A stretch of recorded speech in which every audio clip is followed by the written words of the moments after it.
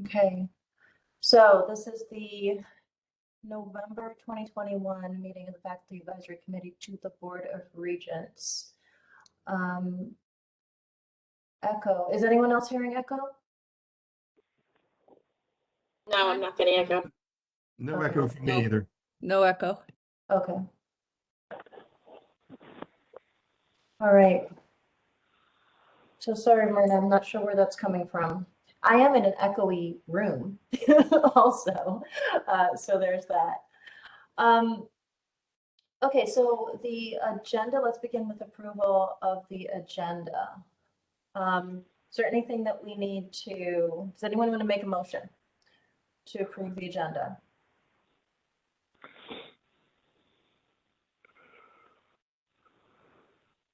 I also move. This is Robin. Okay, I'll thank second you. it. I'll second it. Second, thank you, Michael.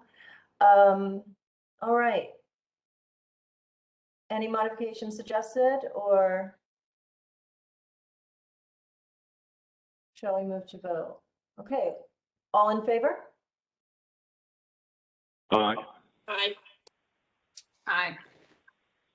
All right. Objections? And abstentions? Okay. Approval of the draft minutes from October 2021, and those were linked in the agenda. So everyone had a chance to look through it? I move to approve. This is Robin. Robin moves. Second? I'll second it. Mike, Mike Shea seconds. Okay. All in favor of accepting them Aye. as Aye. drafted? Great. aye. Objections? Abstentions? Okay. So our minutes are approved and final. Okay, reports of the chair and vice chair. Blitz, where are you? Your phone number Oh, somewhere. I'm on the Yeah. phone because I have connection problems. I Okay. may be able to get back. Colina, Trying. this is Mike Shea. Can I ask you one quick question before we go to the chair report? Sure. It's about the minutes. It's no correction. It's just that I had to leave during the moment when we were discussing that council that's supposed to be the online learning stuff. Oh, And that's right. Minutes. I saw the minutes there. Is there any information or action other than the minutes? Are we just hoping that committee works well? Are we going to try to get somebody on there? I mean, it seems like a potential disaster. Yeah, well, we'd actually hoped to return to it. And honestly, I should have followed up with you. But we didn't really, we wanted you, because you had proposed it. Yes. We wanted you to lead that conversation. So we can return to it again. Would you like to Okay, return to thanks. it in December and maybe invite Deb Weiss, and we could talk about. Yes, we should talk to Deb too, since she brought it to my attention because the Yeah. Senate's okay, thanks. That's fine. I'm sorry to Okay. interrupt. So Thank you. let's note that for next month then. Okay. I'm just writing it down. Okay. All right. So David, would you like to start with the report? No, why don't you begin while I try to get online, because I do have a visual, but I can always do it orally. Give me another Okay. couple of minutes to try to get online. My router is reloading. Okay. And if anything, email it to me and I can share while you talk also, Oh, okay. if that doesn't work. All right. So I have very little to say this month. We had usually I attend CCIC meetings just so I can report back to the FAC coordinating committee for the consolidation. It was canceled again this month. I don't think it has not met at all this fall. So there's nothing to report there. And then I don't have much to say about the joint meeting of the ASA and HR committees earlier this week concerning reporting on sexual harassment and discrimination within the system. Mostly because I found myself a little confused at the end, just because there's some, I may have a question, I may not, but I can direct you to the reports for all of the system, which are submitted to the, they're on the CGA website. So I will make sure to share that link with everyone. And it was it shared on, Pam, do you remember if it was shared on the agenda for that joint meeting on the public agenda, or was that just shared with members? I thought Angelo sent it out to everyone, but I can resend it to you if you want to include that. And I'll just share it with the group, and you can go through institution by institution. Some are very brief and some are alarmingly long. But what I didn't see, and I'm still curious about, is where the system administration shows up on that, like how, and even like what is the system administration, like do we track, because everything's under revision right now, right? Reporting lines have changed. So if there are people working at a campus but technically on the system, the shared services payroll, like how is that reported? Are there gaps, right?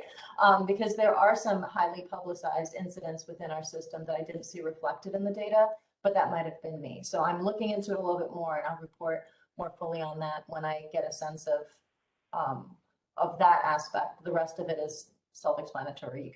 You can read the reports.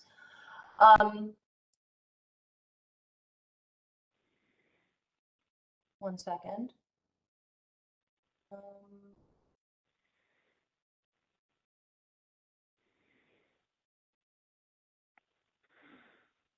My apologies. I feel like there's a meeting that I'm missing. Oh, right. I was going to tell you about a future meeting. So next week, there will be a special, usually there's no meeting of the board, or not usually, there was no meeting of the board scheduled for November. But what had been a BOR exec meeting has now been changed to a BOR special meeting, and it's going to be part one of two of a sort of retreat, but I believe it's just 1 hour, and it's with what are they called? The folks who have been guiding us through NetG. Their name NCHEMS. That's what it is. National Yes, with NCHEMS. So it'll be a part one of two, 1 hour with NCHEMS. And that's happening this coming Thursday. So Kalina? yeah. The agenda just got posted with the packet. It's based on a white paper on shared governance and issues of boards in systems nationally, as well as focusing on New England.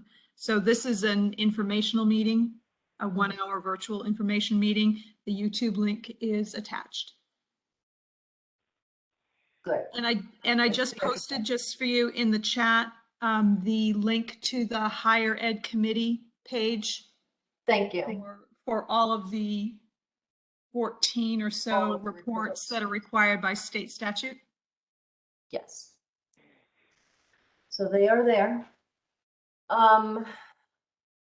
Is Blitz back with us? Well, I'm still here on the phone, which I'll try and do it from the phone. Okay. Because I don't see any let me prospect of my link. Okay. Do you want to hold off a bit, and I can come back later on in the agenda? If that works, yeah, we can just suspend this for just a second and return to it once David's up and running again. That's up, all right. Yeah, that's it. Okay. It doesn't seem to be doing very much, but okay, go ahead. Okay. There's one more thing that's not on the agenda, but just worthy of mention, and it's that I know that President Chang has completed his tour of the community colleges. I believe he's beginning his tour of the universities. Is that correct? Okay. And I don't know if there's any discussion necessary. I know at Gateway was pretty early on in the cycle. I think we've met since then. Is there anything else that anyone wants to mention or reflect back about that? Seems like an oversight because it's such a system-wide kind of thing. Just as a point of reference, Kalina, his meetings for Charter Oak and the 4 universities will span between November 15th and Okay. December 6th. So those of you on the university 15th to the campuses in 6th. Charter Oak will be, I would imagine, have the same structure as the community colleges, having groups meet with him through the day. Okay. And do you know, is it the same? Is it students and staff and faculty all separately? I have not seen an agenda. I believe that is his format for the universities as well as the community colleges. We can return to that, I suppose, once he's completed all of the cycle. All right, so if we are going to kind of, aha! I'm here. All right. See if I can find whatever. I don't know how long this is going to last, so I might as well do it now. Okay. Just a couple of things, and let me see if I can actually share my screen. You see a new funding formula? Yep. Yeah, it should be there. Yeah, we do. Okay, and I talked about this before. This was from the Finance Committee, and it was approved at the last board meeting. But I think it's just for information for us that, again, you have there the changes in the funding formula for the universities. That is to say, how the sum total of state funding for the universities will be distributed to each of the 4 universities. And in this particular chart, they've also included, yes, the system office. Sorry, that's where I want to be. And the formula, you see there, the 6 points. The base funding for each university is increased from 6.5 million to 11 million. Apparently, the 6.5 million figure goes back many, many years, and $11 million would be a rather small percentage of university budgets. So that's just the so-called base funding. Specific items have been eliminated. For example, there was the Institute for Municipal and Regional Policy at CCSU. That would not be a line item anymore, and in any case, it's been transferred to UConn. But there might be particular centers or institutes which had line item funding before at other universities, and those would not be included as specific line items in this new funding formula. The variable funding has been increased to include the full-time equivalent of part-time students who were not previously counted. The portion of the block grant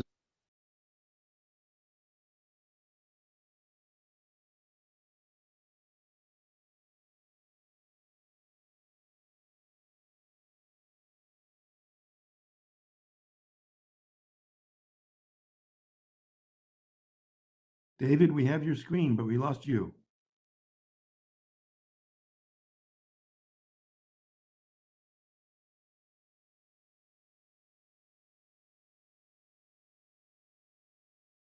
He just got an error message that he's got low bandwidth, that his video is not currently available. Yep.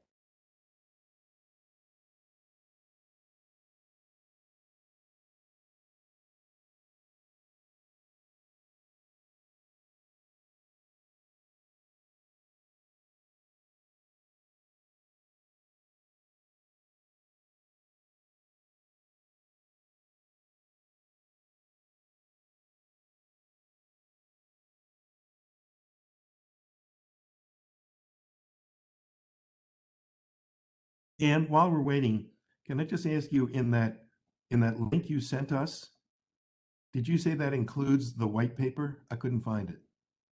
I can't hear you. You're muted. The link that I put in the chat is for the sexual misconduct reports that are submitted to the Higher Education Committee. The link for the white paper, the white paper itself is attached to the agenda that's on the board webpage. Okay. Thank you. You're welcome.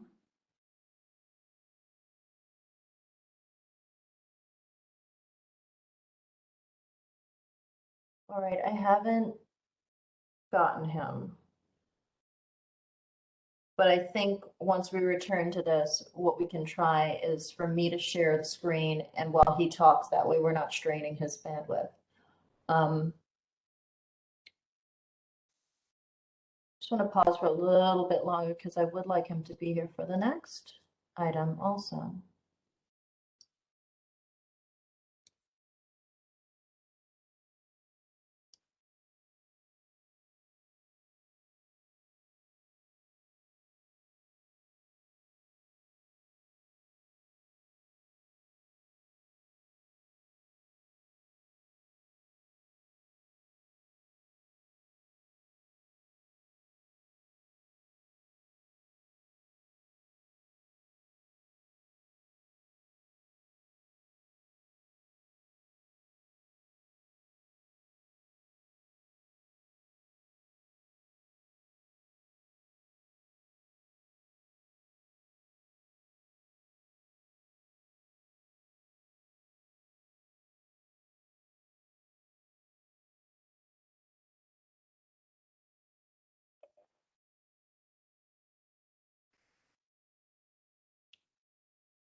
All right. I guess we'll wait. We can begin talking about the next item while we wait for him to rejoin us, I suppose. Because I can't get him by phone or online, so I don't know how long we're gonna wait. So joint meetings of the FAC and BOR. And he's back, yay. David, do you want me to share my screen? And then you can talk without video?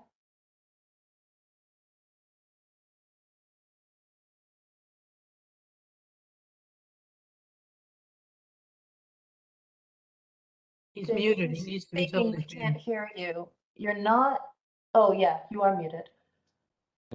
Okay, I'm sorry. My connection is just coming and going. I'll try it one last time, and if not, just go on with the meeting as if I was not here. I'm going to skip all this. All right, you have there President Cheng's email of November 1st to the CSU community.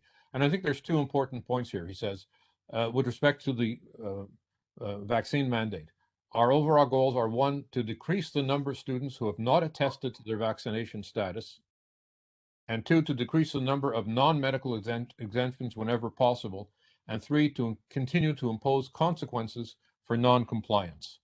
And I think that's exactly what we were asking for at our last meeting. That what we want to do is to decrease the non-medical exemptions and, if possible, eliminate it.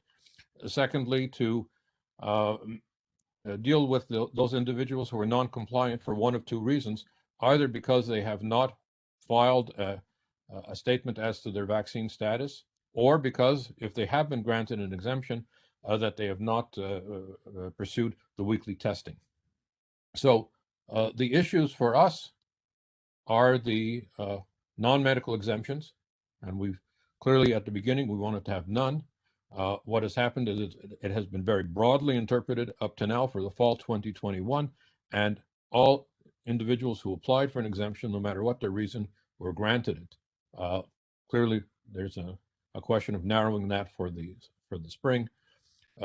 Non-compliance by testing and reporting.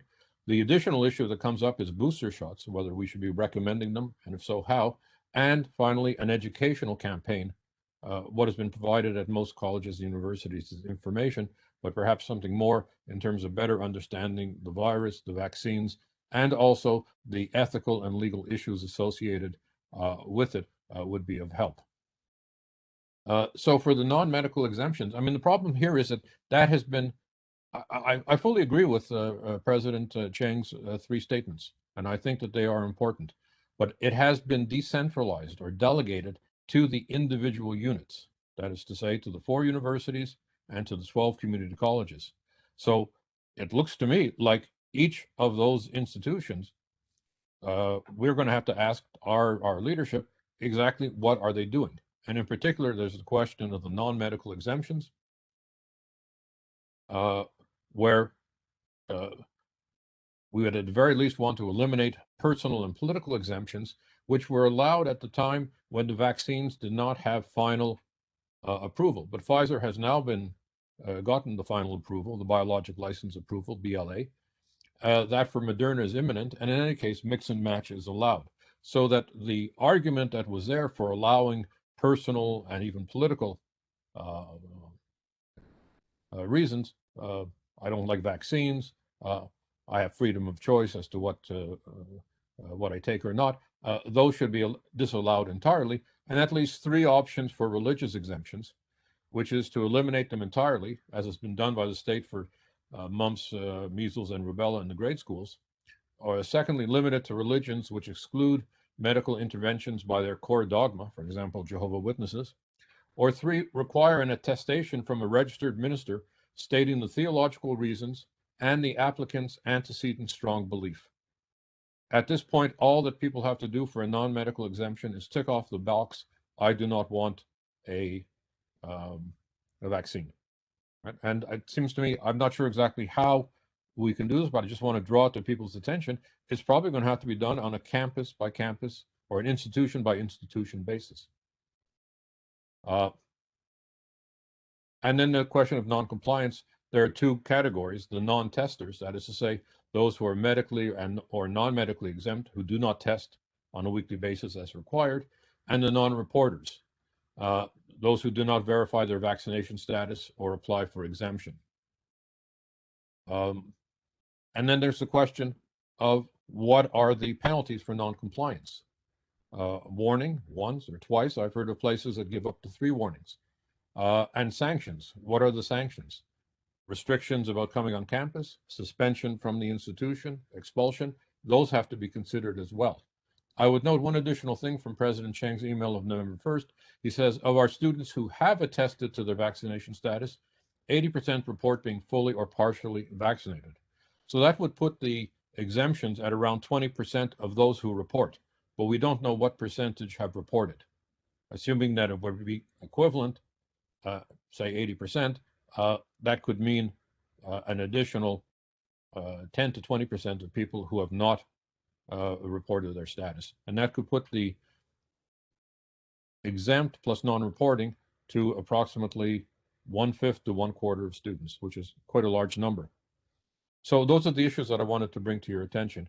And I just wonder if there's any discussion about how the non-medical exemptions can be tightened and the compliance tightened as well on an institution by institution basis. That appears to be how it'll be done. So that's my item. Can I just jump in, David, to say the institution by institution basis is cool, but there are 2 things that seem to need or would benefit from some support at a system level. And I think one is the fact that I don't think any of our community colleges have a system for properly collecting and tracking vaccination data, etc. And that seems like the kind of thing that the system is sort of designed to provide support for, right? So that seems like something that should be directed towards the system and providing or supporting some sort of coordinated way of collecting this information, because at the moment it's just a checkbox. No vaccination record is necessary, and I don't know how well it's being tracked. And the other is the data collection. I mean, maybe we have the resources at the level of each institution, but believe there is a dedicated staff person, at least at the system, who's supposed to be tracking these things. But we still, halfway through November, don't know the level at which people are actually attesting. Again, I don't know, like it definitely at the community college level. I don't know if it's a resource issue or what, but I do think that the system seems to have the resources to support that kind of thing. Okay, I've added those 2 points in, and we can communicate directly with the system office on those 2 issues.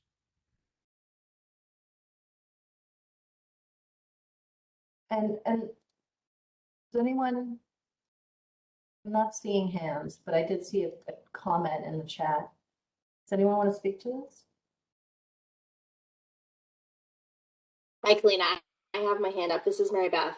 Go ahead. I just wanted to comment that while there are still certainly many issues related to this at Nantucket, I do want to just give credit to our COVID coordinator, who is sending out weekly emails with detailed information as to how many students have attested, how many students have since the previous week, how many students have been vaccinated, how many students have attested, how many students are getting the weekly testing done, and very specific numbers. Now, that's not to say that all the other issues that David mentioned are not still completely there at Nantucket, but at least I feel like we are getting numbers each week. So that's an improvement from the beginning of the semester for us. Yeah, that is good. It's I great. mean, that's a model that could be used elsewhere.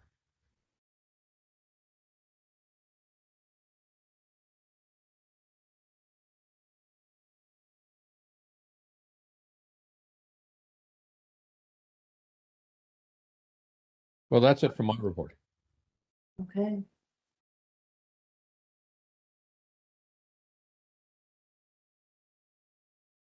All right, well, let's move on then to, so this is meetings, joint meetings of the FAC and BOR. And that's still an outstanding issue, right? David, yeah. So that's still an outstanding issue. We had a meeting 1 week ago. There were members of the board present, and it was moderated by President Chang. But that was not a joint meeting of the FAC and BOR as it is described by the statutes. And so, I think we can discuss today perhaps how that last preliminary meeting went. I really think it was an effort on the part of President Chang to put us all in the same room and ease some anxieties in hopes that we would move towards, quite frankly, allowing the Board of Regents to function as it was designed. It is out of step with that function, but the assumption is that that board can govern a 17 institution system if it is properly advised and it has relationships that have been established with the system office, with administrators. It should also have relationships that are established with the faculty advisory committee, and it's described to meet not less than twice a year with an agenda established by the chair of the FAC and chair of BOR together, and that those meetings are presided over by the chair of the BOR. The chair of the BOR didn't even attend the meeting that we had last week. So that was certainly not one of the meetings described as fulfilling the function of the Board of Regents. It was just Kalina, excuse Yeah. me. Chair Fleury had a conflict and delegated his responsibility to Vice Chair Harris instead of postponing the meeting.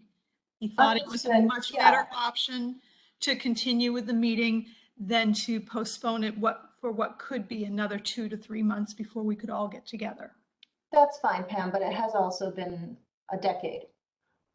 So And these meetings should have been pursued by the Board of Regents.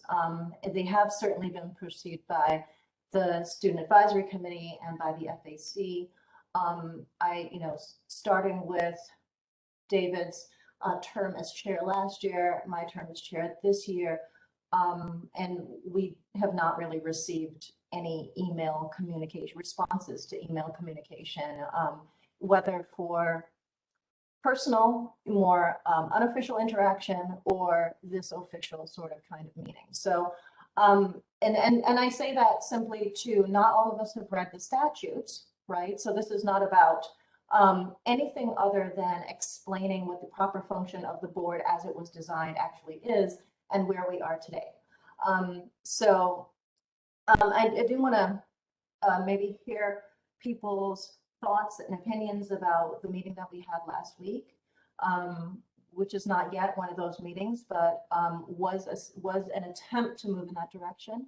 And then we can talk about what we hope for in the future, whether we think they can be productive, and go from there, I guess. So, and let me start by saying thank you so much to Jen and to Mary Beth and to Mike for sort of pulling together a presentation and thinking really carefully about how to sort of how to approach this delicate issue with the appropriate sense of urgency, right? And I thought that was a great presentation. And I forget who it was, who, I think it might have been Mike who mentioned this, but I mean, it really is striking that when you ask a group of 17 institutions, what do you want to talk about? The choice was Acme.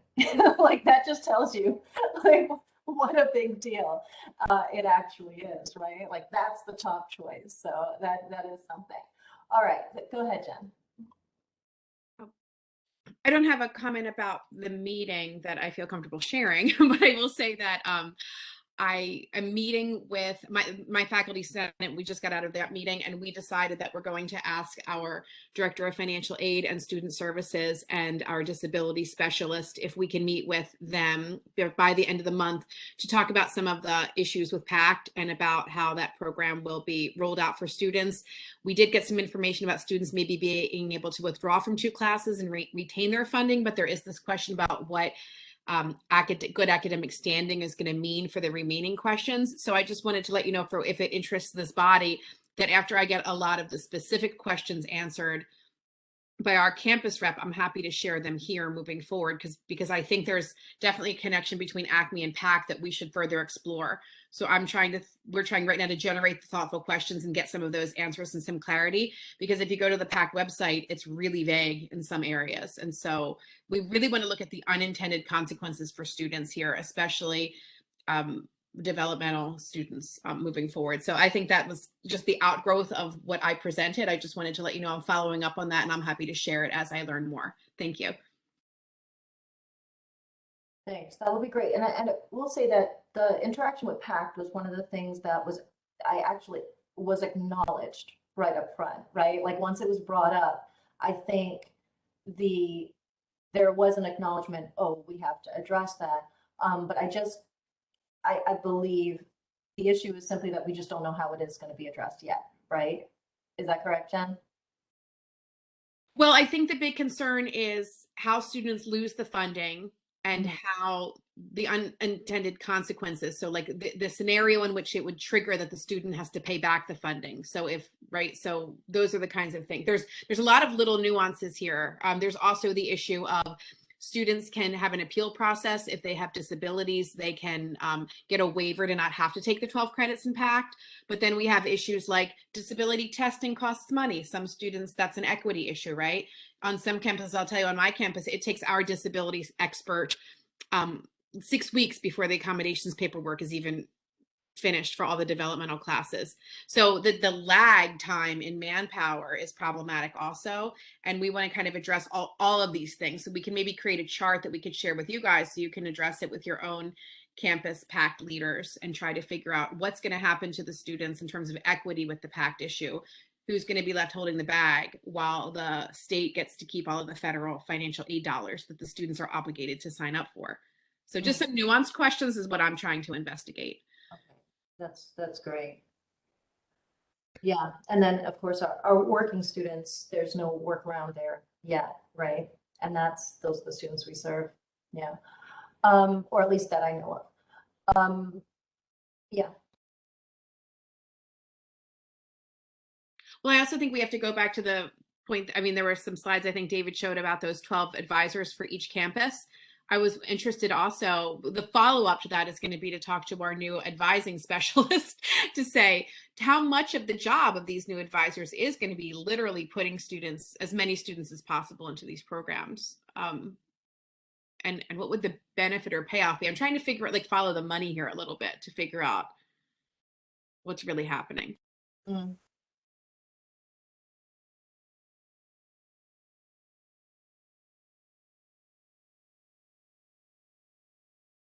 Anyone else? I don't know if you can see my hand up, Kalina. Fran, Oh, yes, I just see it. Sorry, go Thank ahead. you. I'm going to take a more pessimistic view of this. What was disheartening to me in this meeting is there was absolutely no acknowledgement by President Chang or any of the regents that the ACME policy simply might be fundamentally flawed. And they have been told that repeatedly by the people who teach these students. So the goal of the meeting simply seemed to be to get the faculty and staff, or the faculty, to work on this policy and to make a fundamentally flawed policy somewhat better. I've got a big problem with that. That's not progress. That's not progress, and that's not cooperation. That's not a collaborative relationship. A collaborative relationship would be, perhaps we need to look at the policy and consider, do we keep it or do we move in some other direction? We heard nothing like that. It was simply an attempt to get particularly Jen to say, do you think you'd be willing to work on this? You were kind of boxed in a corner. And that was disheartening.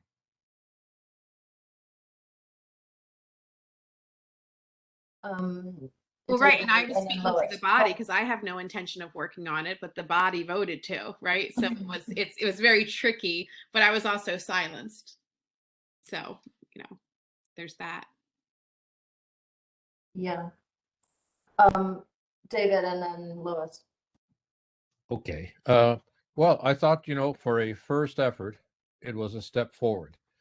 There were clearly some limits. I mean, limiting it to an hour meant that it really wasn't going to be a debate and there wasn't going to be any action items as such which come out of it, but rather an exchange of views, right? And in a certain sense, it was a presentation of our views on ACME, and then that follow-up discussion on transfer articulation. That said, I wonder if, we didn't have enough time, and Mike Shea had something that he wanted to say about ACME. I wonder, Mike, do you want to say that now so that we can get the benefit of what you weren't able to say at the meeting? Actually, I'm not sure, David, that I'm not sure what you might be referring to. I felt like on ACME. Didn't you do unless I've remembered this wrong, didn't you do a beginning of a presentation, but because of time limitations, you didn't finish it? No, we knew that Jen was going to present. Okay. So I felt like I had to, I got to say what I want to say. Okay. But so thank you, but I think I'm okay with that. Okay. But there is obviously a problem in terms. I'm sorry. I just want to say, we worked on that together. I agree with everything Jen was presenting. No, Mary Beth too. I was totally on board with it. Thanks. Right, because I'm just concerned about the problem of transferring those credits, assuming ACME is implemented in its current form or in some modified form, and accepting those credits at the university level.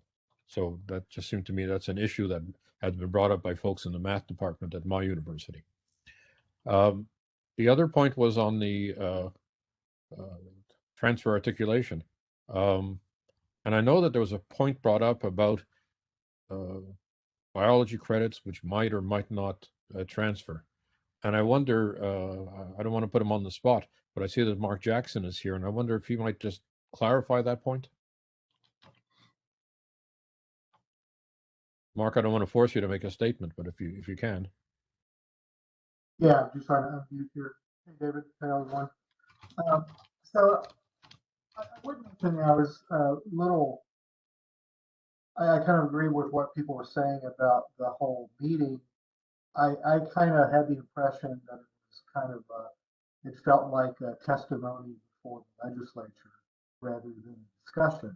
But yeah, it's probably a good first start. But as far as the transfer articulation, several of us here, Mike and David Stoloff and all of us, first TAP committee back more than 10 years ago. And what it kind of sounds like to me, kind of going back to slightly before that, as it was first presented to us, was very much going to be standardization of all general educations and essentially the first 2 years at the community college, the state universities. And we argued against that. And I think, successfully created, the TAP Gen Ed program with some compromise. And the community colleges had to bite the bullet quite a bit and create some new courses because they had to expand their Gen Ed. But for the universities, we were very appreciative that we were able to essentially keep our Gen Ed. But the caveat was that the plan we came up with is essentially we have to have some flexibility. So I know at Central there's essentially 2 courses that are now fit into other areas to kind of make it flexible enough. And so that's what we had to argue for. And so that kind of postponed what it seems to be currently being done, that we were able to kind of keep our independence with the Gen Ed. But I would also like to state that that's also been one of the big problems that's made it so complicated, because now you have all these different pathways and it's not, and I do fear that it has made it actually more complicated, certainly. But it seems to be kind of going back to that same thrust that was being presented to us. That was my question. Mark, could you just say the very last part of what you said there? You were a little hard to hear and then you dipped out, for me at least, right at the end. I'm sorry, I think I can't remember what I just said. I said it just kind of feels to me kind of revisiting what we did 10 years ago. Oh. Okay. Lois?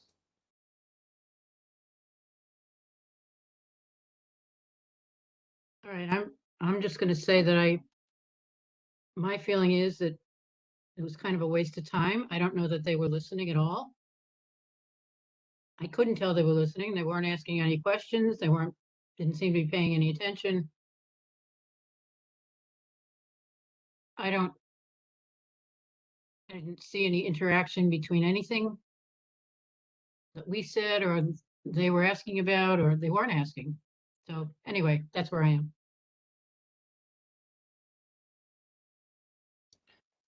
Carmen, did you have a hand up? Yeah. I kind of couldn't hear Mark very well, so I kind of really was straining to hear. And Mark, is what you were saying is that there is not proper articulation with the four-year colleges as far as transferring the biology courses? Because I know that we had been working on this with the with the community colleges transferring the four-year schools. But did you say that it's not there's problems with transferability between the four-year schools? That's one question. And then the other thing I wanted to say is regarding the Board of Regents meeting with the FAC last week, that I honestly felt like the regents really, I agree with Lois, really weren't listening. I do feel like Chang seemed to be actually listening to this. But the other ones, I was even looking at their faces, and many of them were like doing other things, or on their phones or something like that. So I completely agree about the regents. It's like they just don't seem to really care, or they already have their mind made up and they just did this 1 hour because they were obligated to do it. I do feel like Chang is listening, and there have been some things where he has actually responded to people and made some changes. So anyway, that's all I wanted to say. Hi, this is Mark again. Can you hear me now? Yeah, that's a lot better. Okay, I switched to my headset. Sorry about that. Okay. Your microphone was. So I'll repeat what I said. So yeah, that's one of the things I noticed during the talk was I was kind of, yeah, it's very much, it felt to me like testimony before Senate, not really a discussion, but it was a good start. But one thing I would like to mention is that I almost chimed in when Chang ended the meeting by talking about his impression that a student that takes Bio 1 at the community college cannot transfer it to the state university, and that hasn't been true for a long time. And I challenged him on that, or I wanted to challenge him on that. And that is just a misconception. And somehow he bought into that.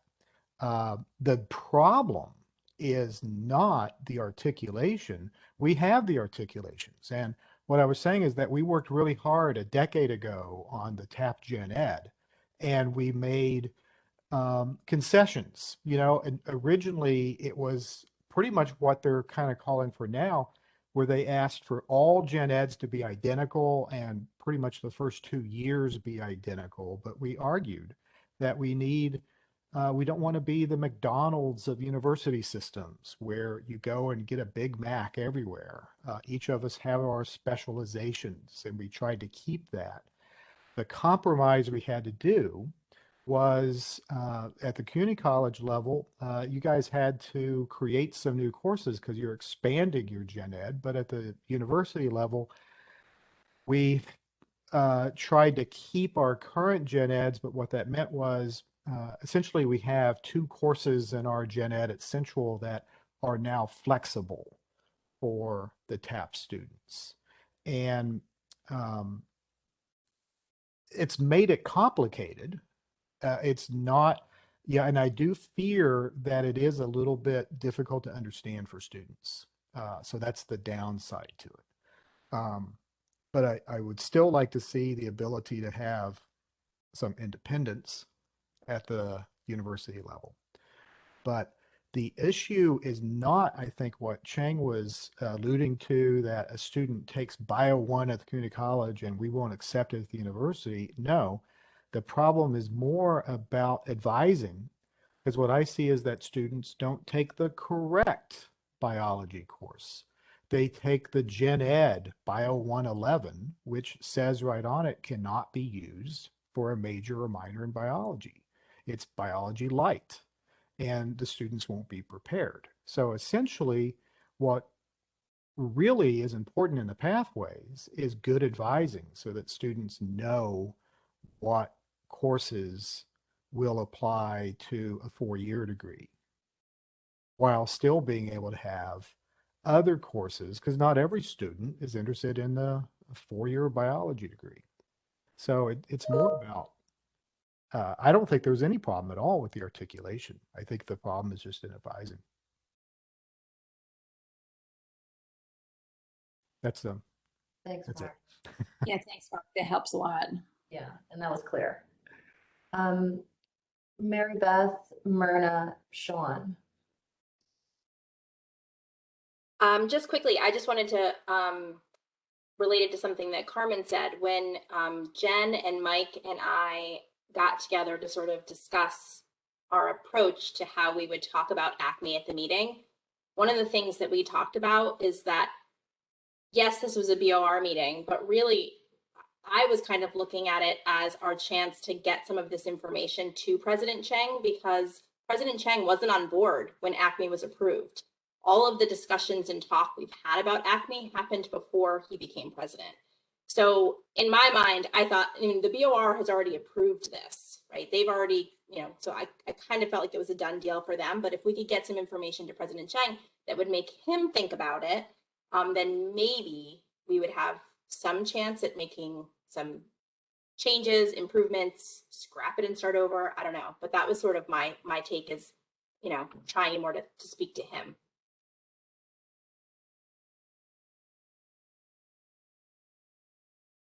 Myrna? Thank you, Kalina. I guess I was in attendance and I just wanted to commend the Mary Beth, Jen, and Mike on their presentation. But I was really taken aback when Merle indicated that the TAP pathway programs were like the first time that the four-year universities and the community colleges were developing articulation agreements. I was around the system when we had the guaranteed admissions, where we as the four-year institutions work very closely with the community colleges to make sure that the guaranteed admissions pathway allowed more transfer students to come in. So yes, it was refined and it's more specific to programs. And I agree with you 100%, Mark, that advising is very critical in making sure that the students take the appropriate courses. But I'm just, it's like, I don't like reinventing the wheel. And it seemed like this is what the system is saying is like the end all, these TAPs. And yes, they are, but here's the other thing. I think we need to recognize that the system all of us have been working for years. And I've been at Central for a little over 20 something years. I'm not going to tell you what the something is, but over something years working with articulations. And we have been very, very generous relative to making sure that whatever the community college students take and bring to us, we apply to our programs. Albeit, and I'll qualify that there are some areas that we can't, there aren't any wiggle rooms because of our accrediting bodies. But for the most part, we have been very generous. I've heard that from the transfer counselors, from the community college, as well as our and I don't think that, by saying the TAP, because this is their baby for the most part, in terms of the idea, I just hate to have them disregard the hard work that went on prior to the TAP, and in addition to TAP. And then the last thing I wanted, in terms of my observation, I was really taken aback, Kalina, by the last comment of President Chang, which almost was not an attack, but he had questioned something and I was kind of taken aback because I wasn't sure why. He didn't allow you to respond, but that last comment about, and he addressed it directly to you, if you can speak to that, because I was confused. That very last comment that he made, and Kalina, something that he needed clarifying, I'm saying I have to find out from the minutes. And I don't know, I know you said, well, let me just mention something, but I don't think you addressed the comment that he made relative to something that you had reported on. Do you recall? Or does anyone recall? Does anybody else? I mean, I know that I was very carefully picking and choosing. There were so many things I wanted to respond to. Right? I don't remember that comment though. I remember that. I think it was more of a tone issue also. And I think that, Okay. so I just want to say too that I'm not apologizing for it. I chose to read from prepared notes because I anticipated that it wouldn't be a free flow of ideas in a conversation. And I am exhausted at this point in the semester with two small children. So I needed to organize my notes in that way. I wish it was more of a free flow of ideas, but I felt a little bit shocked with the lack of follow-up questions. And I felt like there was a bit of a shutting down. It's sort of like, I don't know. It didn't feel like Kalina was describing it, that it should have been someone in charge from FAC and BOR coming together. Right. It felt more like someone had a gavel and they were like, you will be silenced now, kind of thing. And so what I wanted to ask, I don't want to jump in line, but I'll just briefly say that if Kalina, you were hoping to have something where you could work with the BOR chair to propose like some kind of ongoing agenda items and things, maybe people on the FAC could sign up and take turns to present our ideas, and we could talk about the best way to convey information. I don't think that reading from a script like I did was necessarily the best way, but I think it might be interesting for us to kind of take turns and enter into discussions about how we present ourselves and the information. And I just at some point would love to talk about the history of what happened, because they kept saying that things were less contentious than ever and more friendly. Was there some time when conversations were really unprofessional or something that I missed? Because I haven't been on the FEC for very long, but what do they keep alluding to, and why are they so shut down in their position that like we can't have thoughtful dialogue? You have an answer, Myrna? That was a laugh. I guess the only way I can answer it, and others could probably answer, is there is a history. There is a history of why maybe some folks were feeling that it was contentious to some degree, with the body. And I think FAC has talked about really developing the relationship because, the history kind of speaks for itself in terms of where we, the FAC body, is with the BOR. I don't know if that speaks to what they were referencing. It's almost like coming to us as on the defensive side all the time. I don't know. Yeah. Well, the reason I asked just real quick is because I view the faculty perspective as always being thoughtful and nuanced, and administrators as wanting to maybe have those conversations, but having deadlines and financial constraints. And I think those things are kind of at odds sometimes. So how can we get across the message that we want to have nuanced conversations and be concise and thoughtful, and the talent we have in the state from the faculty perspective, but say it in a way that it's heard? And I think that one of the challenges that we came up with was, gosh, like, look at these time constraints. How do we talk about this information? So I don't know if we do it as a standing agenda item, if we see we might have more meetings moving forward, but I'd love to kind of share the wealth to get everybody to have an opportunity to present and be mindful about our audience, maybe. Sorry, I'm like going off. I'll stop now. I'm caffeinated. Thanks. I would just say, I think, if it were a real meeting, there wouldn't have been a hard stop in an hour. There would have been a commitment to talking about, if you think about it, we haven't had a meeting like this one.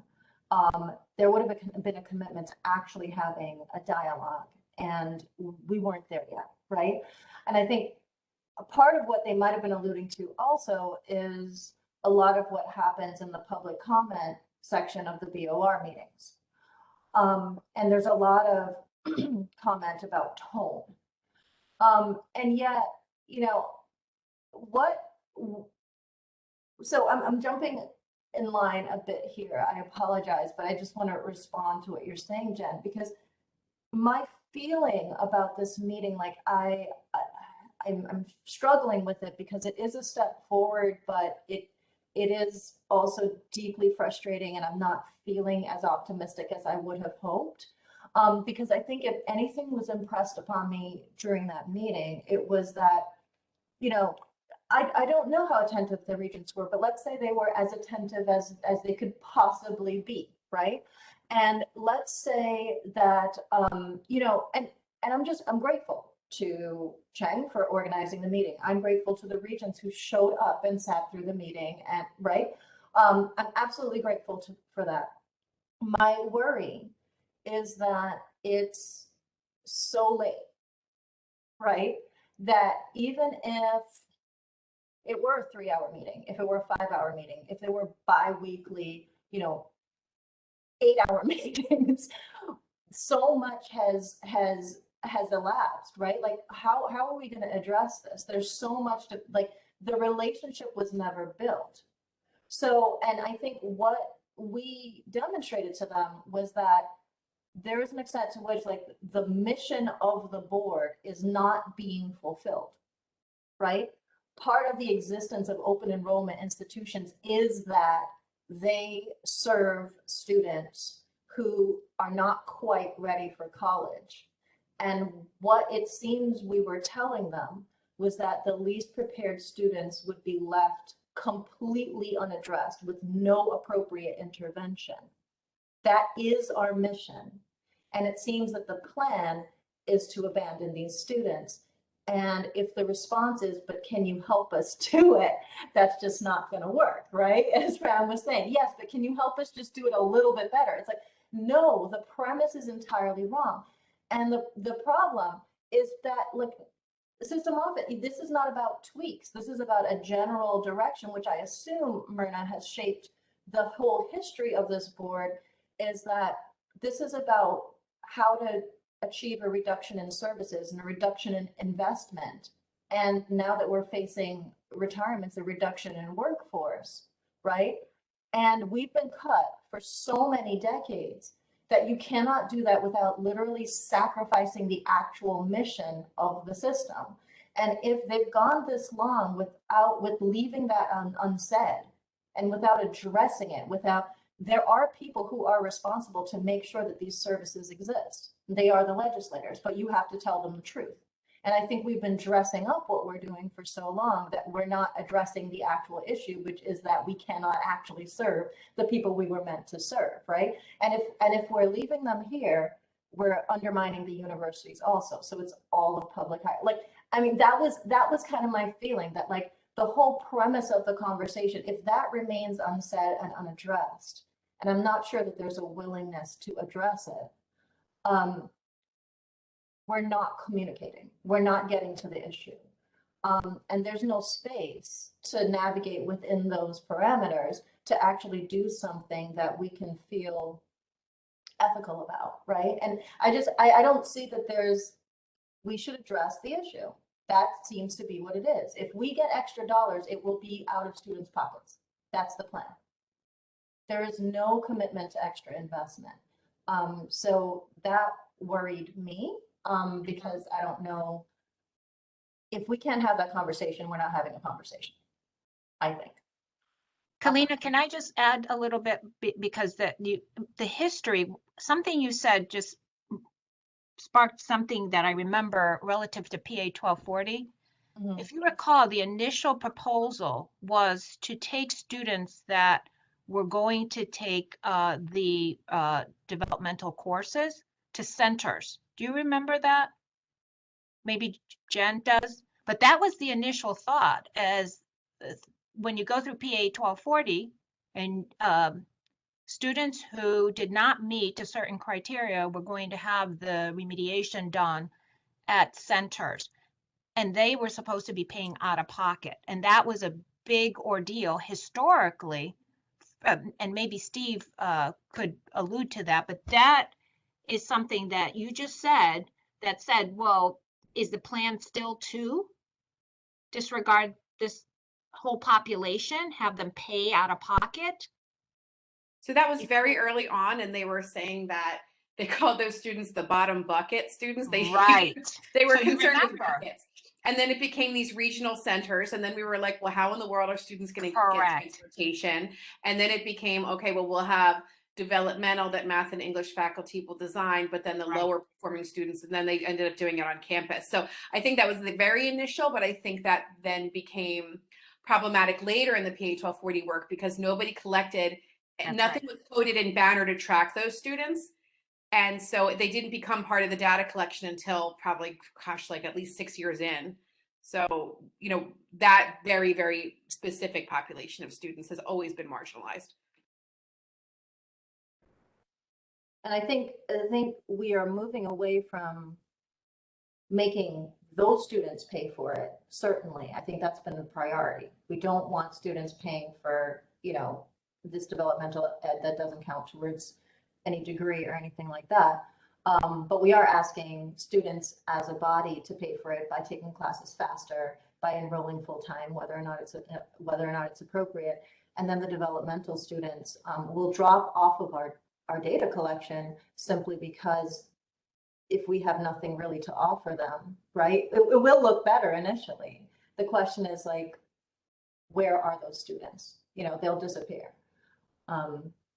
Just to be clear, because I know that that is a priority now to not make those students pay for it. Okay, we had an order. Myrna, are you good? I know Sean, you had your hand up. Yeah, I think Sean goes after. Yes, thank you. Yeah, I did. Thank you very much, Kalina. I just wanted to agree with everything that Myrna has said and Mark stated about the biology TAP program. You know, as a past chair that oversaw the implementation of TAP and meeting with students that actually went through that, you know, the TAP process initially when they came to the Southern campus, there's a big difference between an introductory non-majors biology class that might be worth 3 credits and a majors biology class that's worth 4 credits.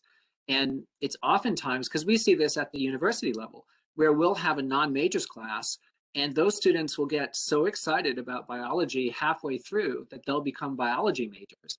But because they took introductory biology and not biology 1, they will have to now go and take biology 1. So to me, it represents a lack of understanding of the curriculum at the community colleges and at the universities, that the BOR has been present in the BOR since its creation. They do a good job at, I guess, approving different curricula and approving different programs, but do they spend the time to look at those nitty-gritty differences between the two of those, right? Between the majors classes and the non-majors classes. And I've talked to students that have come from community colleges and started as biology majors, and they were quite upset that they had to, you know, take a majors biology class because they took a non-majors biology class at the community college. So if I think we go by what the BOR wants, is this completely streamlined process where it's 1 for 1 in both at the community college and the universities, we would disenfranchise both groups of students. Because for one, we would have to make a mixed class, which would be probably too difficult for those that just want introductory non-majors biology. And we would make a class that is just not rigorous enough to prepare the majors biology students for employment after they graduate. So to me, it just represents a failure of the BOR, you know, once again, to understand the differences between the curriculum that exists at both different universities. But I want to agree with Mark. The biology thing has been somewhat seamless, and it's just those students that have taken the wrong class that were advised to do so, or just not advised because they figured it was the right class to take. Thank you. Mike? Yeah, so I want to go back to David's first remark that, I mean, I actually understand what you're saying, Kalina, about money, and I think that they don't, I mean, need more investment for resources for the students who are under-resourced. There's just no doubt. And I've said that. I mean, I think, though, that, again, if you think of the context in which we're operating, I think this was a step forward, and I think it has the potential to go further. I thought it was, I thought President Chang was listening. I didn't think necessarily, I don't know about the regions because they didn't ask. Well, we had a couple of remarks, but I did think President Chang was listening, especially from his point of view. I mean, I think what he was trying to do was just say, okay, then will CSET work with those people, and we'll get those people to work with CSET? And I agree with Jen, that's a problem, and we need to get CSET to do what they're supposed to do. But from his point of view, I think he thought, okay, there's issues with this thing. I'm not in a position to make these changes, but I want to make sure that people who have these objections can talk to the people who are doing the thing. So I think from his point of view, at least with that issue, and Mike Emanuel said this in something like this in the chat too. I think he was listening, but he wasn't there to fix everything. He was there to start that conversation that I think David referred to as what may be a good start. And with Sean, Grace, I certainly understand the issue of and Mark, the biology 101. I don't think though, Sean, that the BOR wants to make the curriculum. I think what they want to do is have a smooth curriculum. And I think they would listen to, I mean, we hope. I mean, I don't think the Board of Trustees is going to tell, they're just going to say, make a curriculum that works. And that, so the CSUs will have to say to the community colleges that just like at a CSU, an introduction to biology for liberal arts majors isn't the same as, biology 1. And I don't think they would say you have to count biology 1 toward, in place of introduction to I mean, that you have to replace introduction to biology, use that in place of biology 1. So, I mean, again, we're not in a really good place right now. So I think if we can just get partly out of that and some sort of communication, I think the ideal is what you were first talking about, Kalina, is that we need to have more the real meetings that the legislation calls for. That I was in part of that original group that helped write all that, by the way, not write the legislation, but make the legislation do what it was supposed to do, which was include these meetings. So I don't know. I think I want to give President Chang the benefit of the doubt. I think he was listening, and I think he was trying to fix what he thought he needed to fix. I understand how people might interpret it differently, but I guess I tend to be a little hopeful at times, and I think that it could be good that we might be a good step toward further meetings. Thanks. Is your hand up again or still, David? Like, were you jumping back in? Just quickly, there Yeah. is a follow-up from Steve Marcellinus for Kalina and myself. I don't know, Kalina, if you've had a chance to look at his email, where he's proposing a safe course task force. Mhm. And I think, we should meet with him perhaps during the week and see what's involved in this. I've kind of lost count of the various task force working groups, interim committees, and so forth. I'm not sure that this is one which I've come across before. Is this something new to you? To me, yes. Okay, so I think Steve has been making I've never met him. He's come to now 2 of our meetings of the FAC to try and reinvigorate or restart some transfer articulation council, which apparently existed in the past and which has become dormant in the last several years. And this may be part of that effort. We could report back to the next meeting of the FAC on this. So that would be one aspect of follow-up. Sure. I don't know what sort of follow-up we want to do on ACME.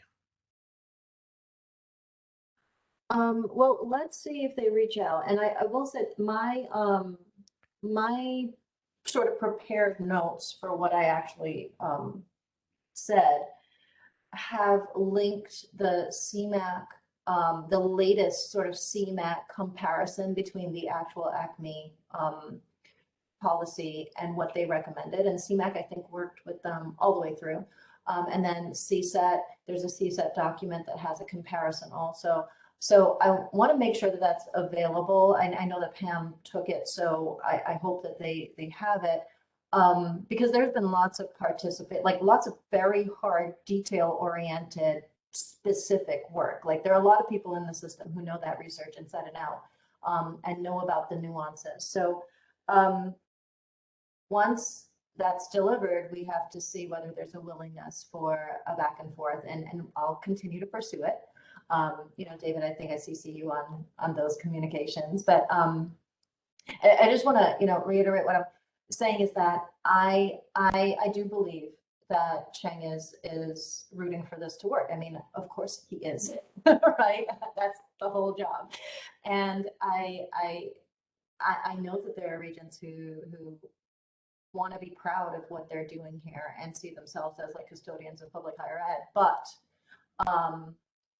I just worry that it has been so long that we have kind of a broken system, and that we're at a point where, because there hasn't been back and forth, like, like part of the conversation here is that the issue that they're trying to, the problem that they're trying to solve is not a problem, right? Like in terms of transfer, there are problems, but that's not the problem, right?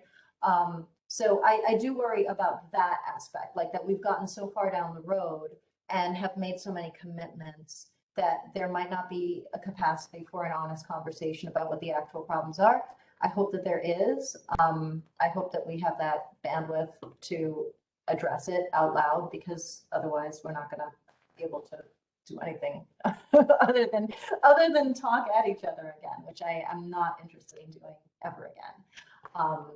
But yeah, if we have the real meetings, and I hope we will, they will not be that, for sure.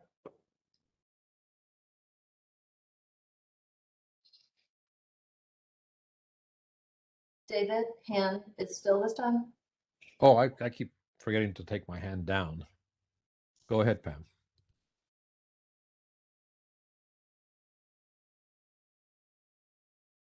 All right, so are we done? So I guess is the feeling is we're continuing to pursue these meetings? Yes? We have been for quite some time. Yeah, let me add something. I mean, we've had our role to advise and assist the board, right? And that's in the statute, section 185. And that's taken the form of criticisms because that's the role we can play. We don't have a vote. We can't make amendments. What we do is we point out problems in policies which they have adopted and which we consider, based on the fact that we're in the trenches, actually seeing what's happening, that those modifications should be made. The board, it seems to me, has an obligation to begin to review and revise its policies and its plans, right? And to take into consideration the concerns which faculty have clearly expressed about consolidation, shared governance, and specific policies such as ACME and transfer articulation. And it's only on the basis of that opportunity opening up that we can really repair and rebuild the frayed relationships that have developed over the last several years between the faculty and the board. And let's put it also the system office, because there's two distinct things here. There's the system office. Those are the people who are charged with implementing and devising and so forth various policies. And then we have the board, which is there to approve them. And they do so more or less in a rubber stamp way. But if we don't have review and revision of policies, we really can't repair and rebuild the frayed relationships. And I'm hoping that that's possible because we do have a common interest to preserve and promote public higher education in the state. But it seems to me as well, and I'll conclude with this, there's really a need for respect. The board has to respect the distinct mission of the colleges and the universities. And Section 185 requires a yearly report to that effect. I don't think that's been done, and it should be. We also ask the question, is the board capable of actually managing and supervising all of the community colleges, whether as 12 separate or as one big community college, and the 4 universities and Charter Oak? Secondly, respect for the autonomy and integrity of each constituent institution, without which, we're deprived of our local basis of decision and membership. Thirdly, respect for shared governance. And fourthly, respect for faculty control over curriculum and pedagogy, including the development of programs, the content of courses, and the mode of delivery of classes. I think if we could get those 4 elements of respect,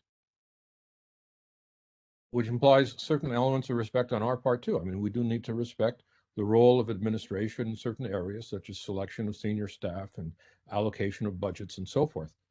But if we can get those 4 elements of respect, then I think we can move forward to a much better situation. And I thought, we made a step forward with that joint meeting, despite the fact that, for some of us, it's a glass half full, and for others, it's a glass half empty. And I agree completely. It is a step forward in the sense that we sorely needed to be in the same room. But as to the question of whether the board can successfully govern 17 institutions, that's a question that we still don't know the answer to, because it has never functioned as designed, which is advised by the actual people it serves the Student Advisory Committee and directly advised by the people who will actually implement the policies that it creates. We've never actually seen the board responsive to these two bodies that it was designed to be responsive to. And it's possible that it could be successful if that relationship were maintained. But it has not been. And that's not a personal relationship, it's a structural relationship, right? So it's a board that has a fundamental hole in it, right? And as a result, we're seeing them going down a path where they may not actually serve the people that it's designed to serve. And that, I think, is a problem, because the question is, have we gone so far in that direction that there's need for something more drastic than a conversation, right? And that is, I think, why there are all these references to tone, right? Because people are alarmed. So, but I did restrain myself, and this might have been what you were talking about, Myrna, in the meeting. I'm not absolutely sure, but when there's reference to tone, I don't think that there's any tone or volume that is inappropriate to expressing to a group of people responsible for public higher ed in the state, when you believe that they are fundamentally breaking it or leaving people completely unserved. There is no tone or volume that's inappropriate. And that should be expressed anyway, anyhow. And the fact that a venue has not been made, a venue that by design is supposed to exist, has not been made available for faculty and staff to address that issue. The fact that that has not been made available means that has to happen, right? In other ways. So it happens at the public comment. It happens in forms of protest. It happens however it happens, but it has to happen, right? So it is unfortunate, but I hope that we begin to function as intended, even if very, very, very late. Sorry for being all speechy, but I was restraining myself. Good. Sure. Okay, shall we move on? Cool. COVID policy. David, you already made some recommendations. Well, I've already presented. I mean, the issue is, since there does seem to be a policy from the system office to further restrict non-medical exemptions and to tighten up compliance with reporting and testing, and to implement some measures that need to be of coercion, that need to be applied if necessary, then we need to, and this is going to be done at the local level. I took notes on the points that were brought up, that we need to make sure that there's a system level support for collecting and tracking at the community college level. And that means the availability of the software and so forth, the uploading of vaccination records. So that's something we can certainly communicate directly back to the system office. And secondly, on data collection, we do want to know more information on the level of attestation and reporting by the students. I suppose the same thing applies, of course, to faculty and staff. And then, the example of as an UNTEC is a good one. There should be a weekly email to students from the CEOs and the presidents that indicate how many students have attested, how many have been vaccinated, what is the weekly testing, and how much has been done. So I think those are three issues that we'll bring up as sort of, follow-ups to this. But it's complicated. I mean, what I'll do at my university is on Monday at the Senate meeting, bring up the issues all over again. And especially it's a bit of a even more serious problem at my university, where for reasons that they understand, but with which I disagree, they removed even the box where the student who applies for a non-medical exemption says what their reason is. So I don't know how they're going to go about revoking or renewing the non-medical exemptions. And it may be other universities have other problems, or maybe at some other universities it's going to be a smoother process. If it is going to be decentralized to the level of each institution, that is complicated.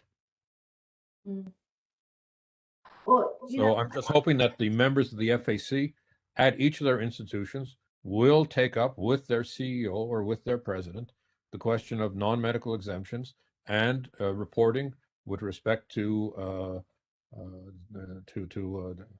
status and to testing. I think that we went into the semester too with like a slightly different, there was slightly different like feel to this because there was so much uncertainty, right? Like I know that many of us weren't, well, certainly the community colleges weren't clear on what the policies were going to be even after the semester had started, right? Like professional day had happened and we were still getting emails about what things would be. So there was like, we're walking in blind. There's a lot of anxiety. A lot of us were re-entering social spaces for the first time. I think part of this also, you know, in terms of insisting on getting some sort of data about who has actually reported and what the vaccination rates are, et cetera, is just, I think, important in terms of like our role as educators, right? In terms of figuring out what the need is for clear, for the education piece that you mentioned, David, Yeah. right? Like I think that's just like an important part to just consider also, like it's not just about immediate personal threat, but about like the broader sort of goal of making sure that people are benefited by being in our institutions, right?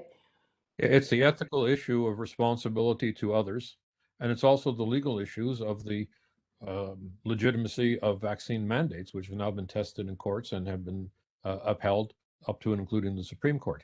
So I agree with you. There's an educational issue. I'll send around to members of the FAC a little 17-slide PowerPoint I prepared, where I tried, which I've used in my classes. Maybe they'll find that helpful. But there is a lack of educational. There's been information campaign, but not educational campaign. And that means that a certain number of people who have been misled by the disinformation and misinformation and the ideological campaign on the through talk radio and various other sources could be brought back to a proper understanding if they had more knowledge of what is involved with the virus and with the vaccine and associated issues. So I'll send that along to people. It deals with all that stuff. Anyone else?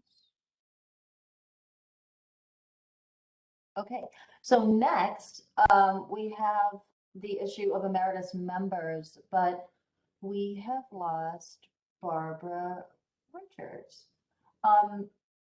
So that's too bad. But she has self-nominated and would like to remain part of the FAC or as an emeritus member even after retirement. So that would be a great benefit, right? That would be wonderful. I know that we're doing this very informally. So we will simply commit to adding Barbara to our list. Does that seem right?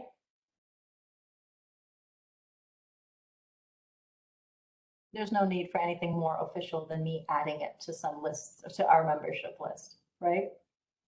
And does anybody, yeah. Alina, I'm not objecting to this at all. I think it would be great to have Barbara. It's just, I think though, aren't we somewhat designed by statute? Yeah, I'm not so sure. no voting rights. This is really just an unofficial being added to the email communication.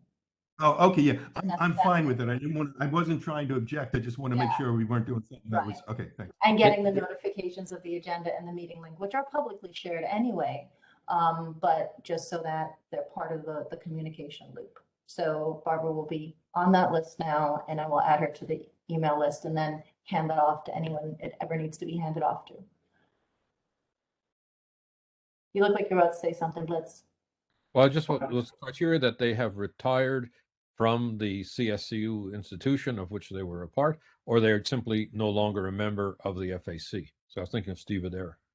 No longer a member of the FAC, because I think sometimes people want to rotate off so that other people in their institution can get the experience and become part of this. So both, I think, is So I necessary. should add Steve Adair. Yeah, absolutely. There's an email out to him to just make sure that he will. he wants to, so we're not spamming him with email. And when he confirms, we'll add him to it. And it seems to me we should allow them also the possibility of speaking at a meeting. Yeah.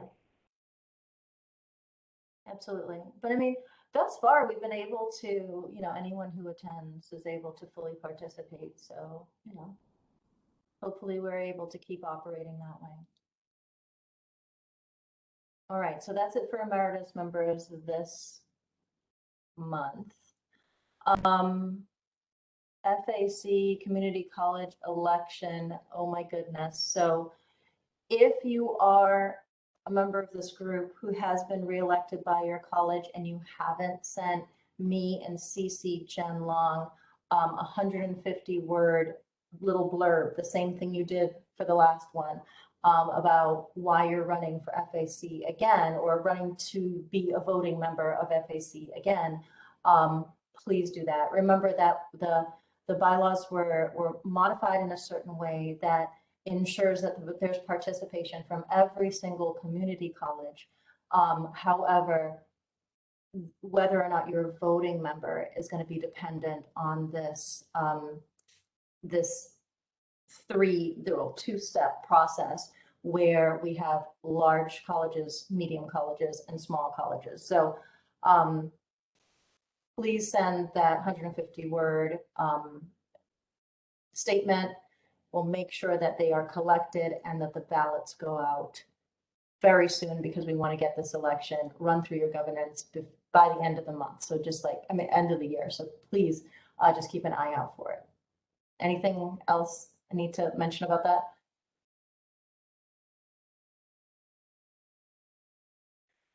Okay, fun stuff. FAC Conference 2022. It's that time again where we should be thinking about what we want to do and who wants to serve on the committee. Any thoughts on what we might address? I do have, or an idea came up recently, actually, after our meeting last week. So I can mention that, but does anybody have any thoughts about this? This surprised me that it's time to think about this already, so you might not have thought about it.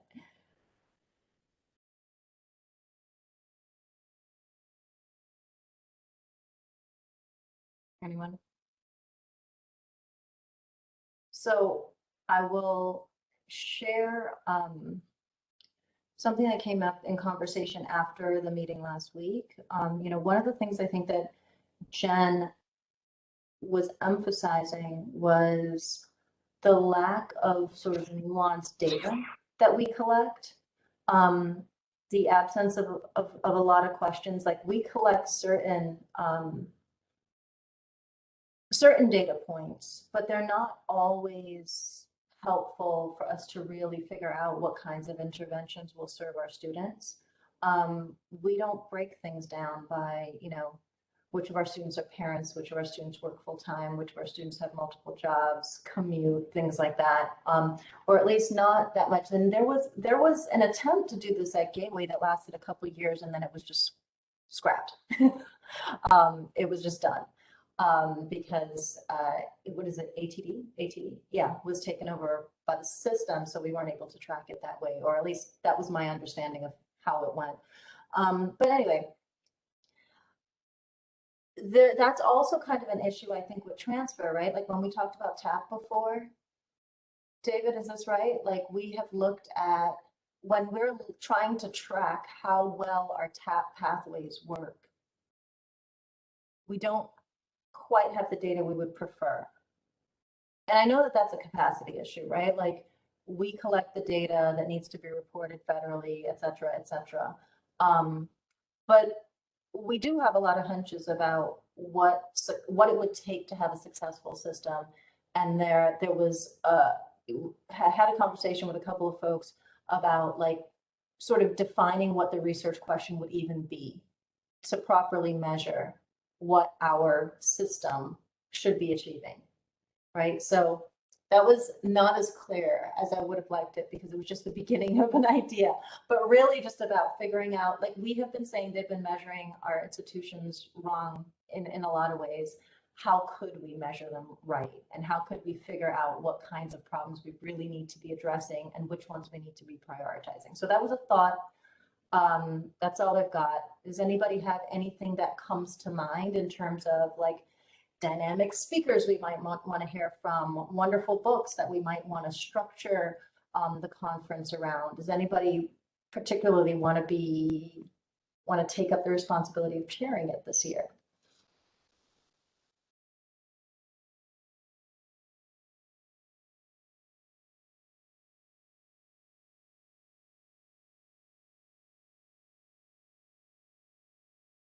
All right, I'm going to pressure somebody behind the scenes. I really am.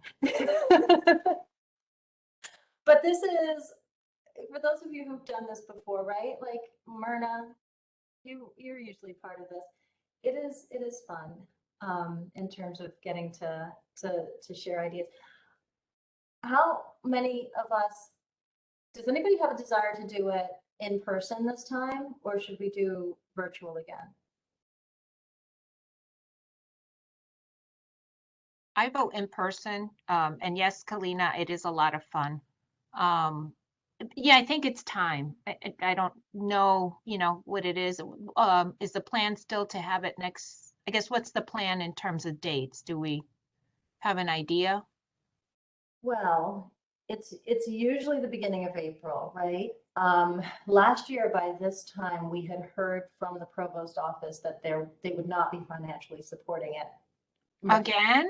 No. Last year. Last year, yes. Okay, last year, yes. And then we got support from the unions, and it was much more limited because we were just doing it virtually. This year, I haven't heard anything. So I'll reach out and see what we have available, and that might determine whether we even can really do it.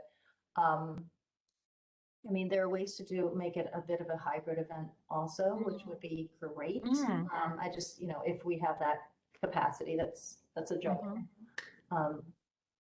Yeah. I like that idea. It's between now and then there's a short period of time when you're planning these types of events. So we have to really act on getting a committee ready like sooner than later. Yeah. That's the only comment I would make. Yeah. But other than that, it is a lot of fun. But then this group is great anyway to work with. And you usually work with a constituency of the school, one of the schools. Right. Right. And there's and we usually invite at least one or two people who are not part of the FAC. Right, outside. Yeah. To actually like talk about ideas and speakers and social events. So it's pretty fun. So let's reflect on this and see if we can get something together in terms of a committee by December, because even if you're in full swing planning by January, it is not particularly easy. It takes quite a bit of time. And I know that this year I will not have capacity to do a whole lot in terms of logistics. So we need a strong team. And I think this is something that we should have, right? This is a pretty good event. And I think even what we did last year worked out fairly well. Colleen, can I ask you a question? This is Jen. Mm-hmm. So the idea would be then for faculty to get to come together at the conference to pose thoughtful research questions. And then maybe those questions could help facilitate further conversation about where there are gaps and what we're not measuring. And that might help us get at some of the points that we've all been feeling, but aren't sure how to express. And who else would we be inviting who could witness the conversation, the exchange of ideas? Because it sounds like a lot of generating thoughtful questions. And again, that nuanced understanding of the complexities of these things that's really are never on the agenda for groups outside of faculty groups. So I kind of vaguely remember people signed on last year and then dropped off really quickly, like they didn't stay to actually hear. So is there any benefit to inviting people and having them actively participate in the discussion of the generation of the research questions, even if it's just a philosophical activity, not something that we can do anything with, but just to sort of create common ground? Like, how could we look at it as facilitating discussions rather? Well, we've always invited, I mean, it was always open to the whole system.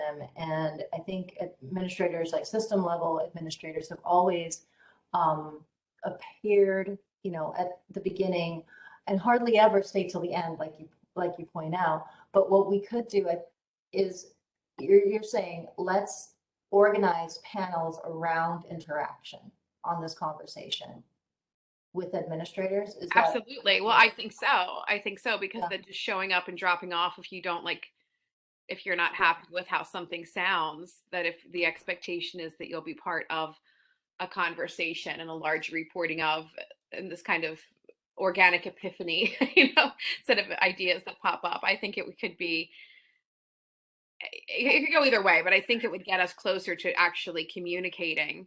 Right. And really just actively invite them to spend a day with us, right? It's a whole day. It's a lot. But yeah, that sounds good. So it'll be another opportunity for us to have some back and forth. Cool.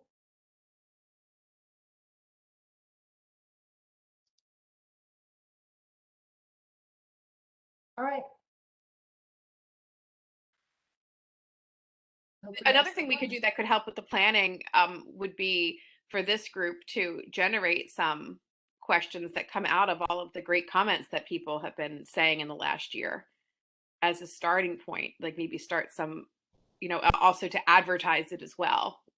Maybe pick 2 or 3 questions to sort of, if people like this idea. I mean, I'm just thinking, like, I think that we're at a point where people want to be heard more than they want to learn anymore right now. And I love the idea of having a speaker and things, but I think there's something to people feeling really silenced at this point and giving up.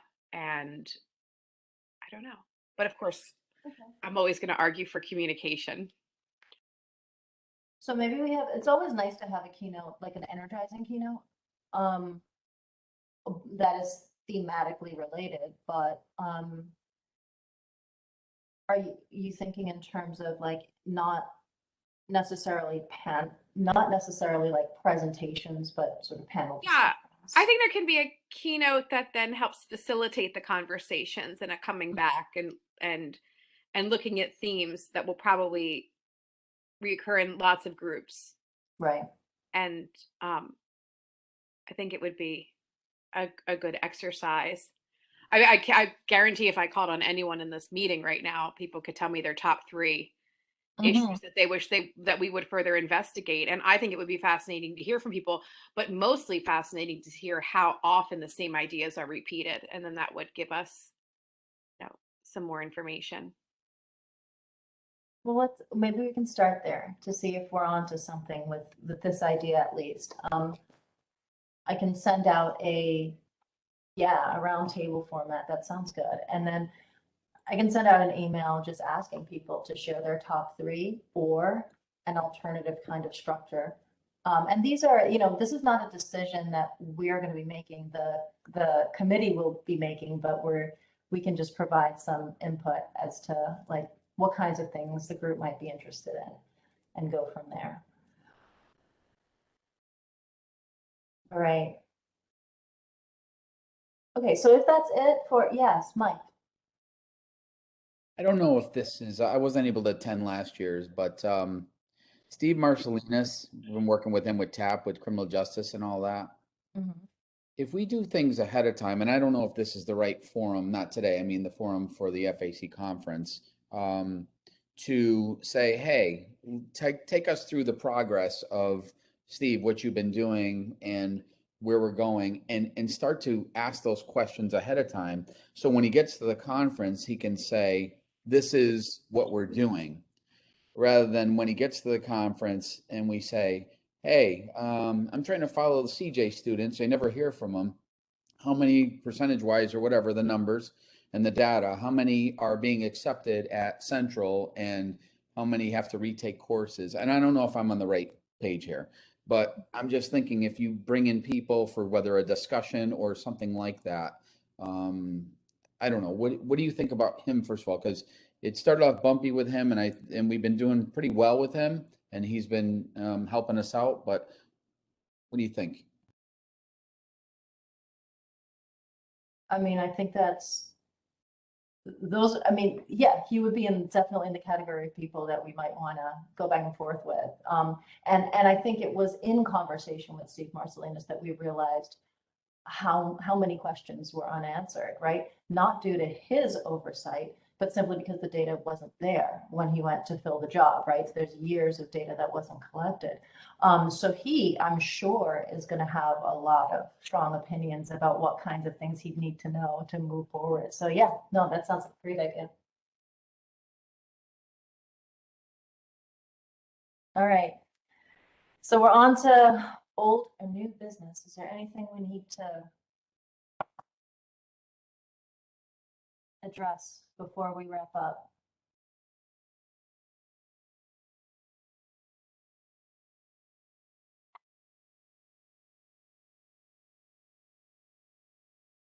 So we are out of here in less than 2 hours. Congratulations to us. Next month, David and I are going to have remarks to the board prepared, right? Year's almost done. Yeah, it'll be remarks of the chair and vice chair. Yeah. Right. And so in a certain sense, it'll sort of sum up what we've been saying, for the last 6 months here. I don't know that it needs to be approved by the FAC because it doesn't involve any specific changes to our policies. But I certainly think there are a number of things that we have to bring up with them, including one that I'll bring up right now. I don't want to spend any time discussing it, but the fact is, when we go to the committee meetings, right, and I had just had this experience with the finance committee, I show up at every meeting. Many of the board members don't bother to show up at all. And when they're trying to figure out a quorum, they count the board members, but not me. And it's annoying. You feel a little bit invisible because they're saying, "Oh, we have only 2 people present," but I'm sitting right there. My face is right on the screen. So that's an issue that I think we're going to have to deal with as well. We had talked about joint meeting in satisfaction of Section 185.